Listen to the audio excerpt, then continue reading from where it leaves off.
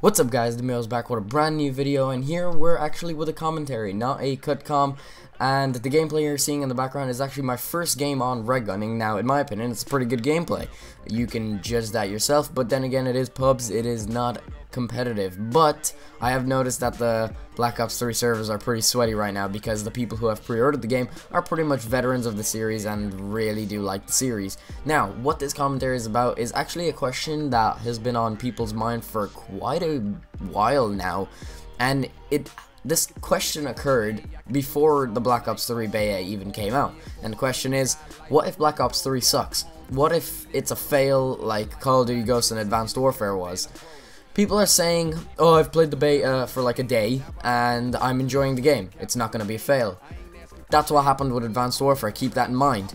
When we played Advanced Warfare, or at least when I played Advanced Warfare, I played it for the first couple weeks and I was enjoying the game. I was like, yeah, this is going to keep us going for a year. No, it didn't keep me going for a year.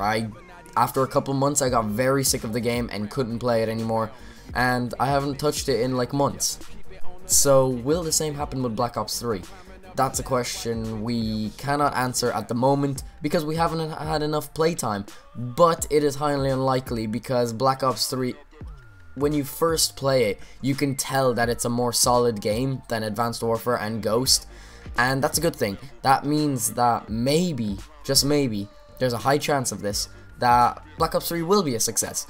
But this is about the question of what if it is a failure? What if after a couple of months we realize what's broken with the game and, you know, the things that really annoy us, like the thrust movements and stuff. Now, Advanced Warfare, what did it do wrong?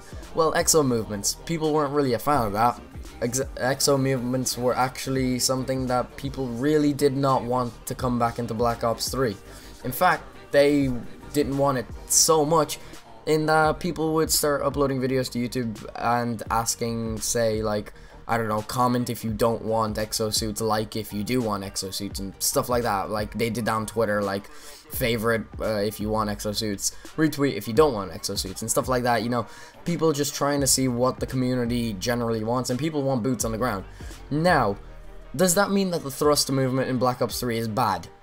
In my opinion, I would have preferred if they didn't have any thrust movement whatsoever, so it's like fully boots on the ground, Black Ops 2 style, and previous, or Call of Duty Ghosts and previous. Sorry, I never really think of Call of Duty Ghosts because of how much of a failure. In my opinion, it is still the worst Call of Duty to date, and that is that's in a special place in my heart, and that's never gonna end.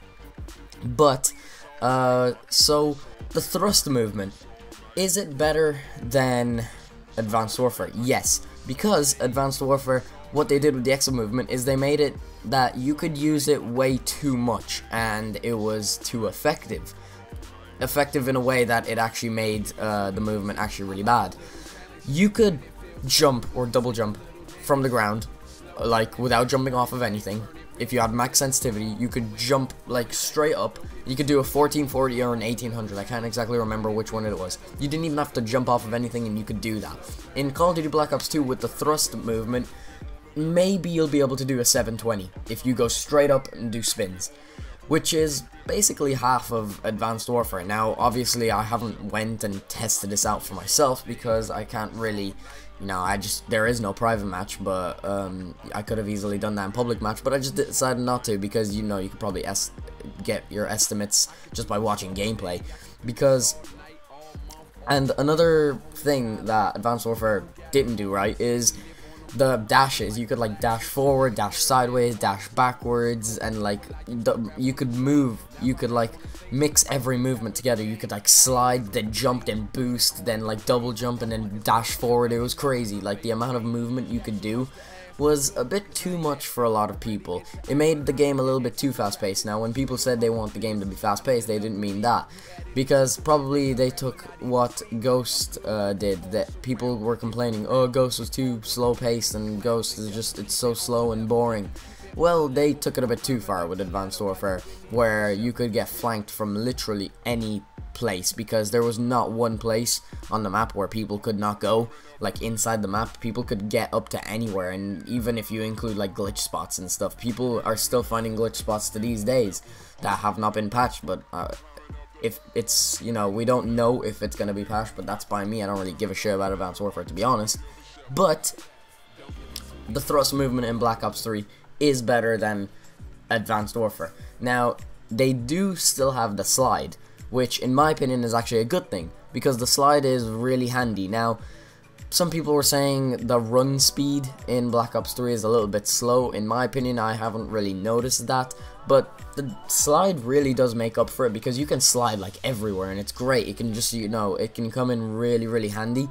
And the thrust movement, it's very slow, and it sort of just helps you get up, like, say, ladders or the stairs in certain maps. Like, you know, just save yourself a little bit of time, but it doesn't break the game like the exosuits did in Advanced Warfare. And so that's pretty much all to do with the thrust movement. Now, the gameplay. What type of game style would you want to play? Are you a red gunner? Are you a sniper? Are you a competitive player?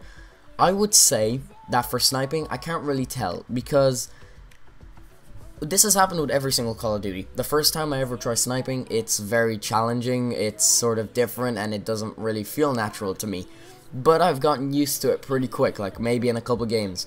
Black Ops 3 is different. I have played a couple games using snipers, and I just can't, like, I can barely quickscope, which is sort of weird. You would have thought at least getting some sort of quickscope, you know, you'd be able to do that. Well, it's hard for me to even hardscope people, which is probably just me with my bad accuracy, because I woke up in the morning and there's no way for me to actually practice my accuracy, because there is no private match in this beta, which sort of a shame. I mean, in my opinion, they could have fit that into the beta.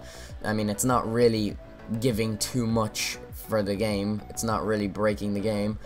But for sniping, I would say it's very challenging, but you might be able to get used to it eventually. I'm gonna have to make a separate commentary soon when I get used to the sniping and stuff and tell you on my opinions on it, but at the moment I can't really speak for it. Red gunning, in my opinion, red gunning in this game is amazing. I had so much fun red gunning on this game, using assault rifles, SMGs. There might be some that need to be tweaked a little bit, but it is so fun.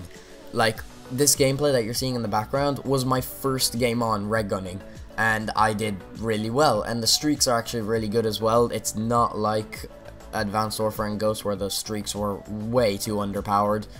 In this, if you get streaks, you get streaks, you know, you can massacre the enemy team. Now, I haven't gotten every single streak yet, but you can sort of tell they brought back the UAV, the Hellstorm. They brought back like this Dragonfire thing, which in my opinion is actually an improved version of the Dragonfire from Black Ops 2, because in this one you can actually get kills, you know, you're not shooting marshmallows at people. So, for red gunning, this game is amazing. For competitive, I would guess it's okay. I'm not really that much of a competitive player. I did play like one match of S&D, and that was actually really fun. For the first time in a very long time, I actually enjoyed myself on S&D, which is sort of weird because I normally hate S&D. We ended up losing the game, and so that, you know, I didn't go back to it. I went back to other game modes, but it was actually really fun. I learned routes to take and, you know, places to aim down sight and stuff. You know, what you would normally see in like MLG and stuff like that, you know, Major League Gaming. Now, am I saying I'm a pro gamer? No, because the pro gamers would have known all these spots and, you know, advantage points and stuff before me. Like, they would just look at the map in private match and be like, yep, that's a place where I should aim down sight, and someone's probably gonna run into my line of sight and take out somebody. There you go, one less person in S&D. I did manage to plant a couple bombs, but I got really embarrassed because I got ninja diffused, which really frustrated me. But I would say this game's pretty good for competitive. Sniping's good, red gunning's good, competitive seems good. So yeah, that's pretty much it. What if Black Ops 3 is a failure though? In my opinion, I'm quitting COD. If Black Ops 3 is a failure, I'm considering quitting COD and going to CSGO just like FaZe Clan are.